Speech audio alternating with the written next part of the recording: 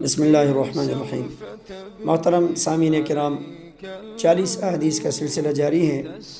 آج اس سلسلے کی حدیث نمبر 22 پیش خدمت ہے۔ اس حدیث کی روایت ابن ماجہ رحمہ اللہ نے ابو ہریرہ رضی اللہ تعالیٰ عنہ کی روایت سے کی ہے۔ نبی کریم صلی اللہ علیہ وسلم نے فرمایا: من ستر مسلماً سترہ اللہ فی الدنیا والآخرہ۔ جس نے کسی مسلمان کی پردہ پوشی کی، اللہ پاک اس کی پردہ پوشی فرمائے گا دنیا اور آخرت میں۔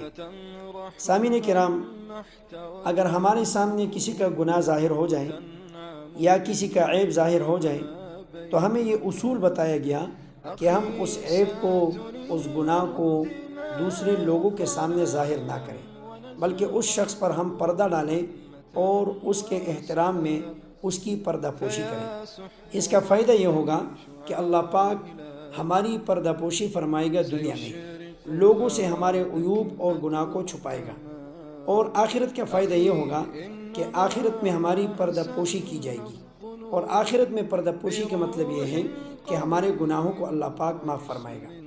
ہمارے معاشرے میں ہم لوگوں کے عیوب کو ڈھونڈ ڈھونڈ کر لوگوں کے سامنے بیان کرتے ہیں۔ حدیث میں فرمایا کہ اگر آپ کے سامنے کسی کا عیب یا گناہ ظاہر ہو جائے تو اس کو بھی آپ نے چھپانا ہے۔ اور یہ تو ایک عجیب سی بات ہے کہ آپ لوگوں کے عیوب کو تلاش کر کر کے لوگوں کے سامنے بیان فرمائیں۔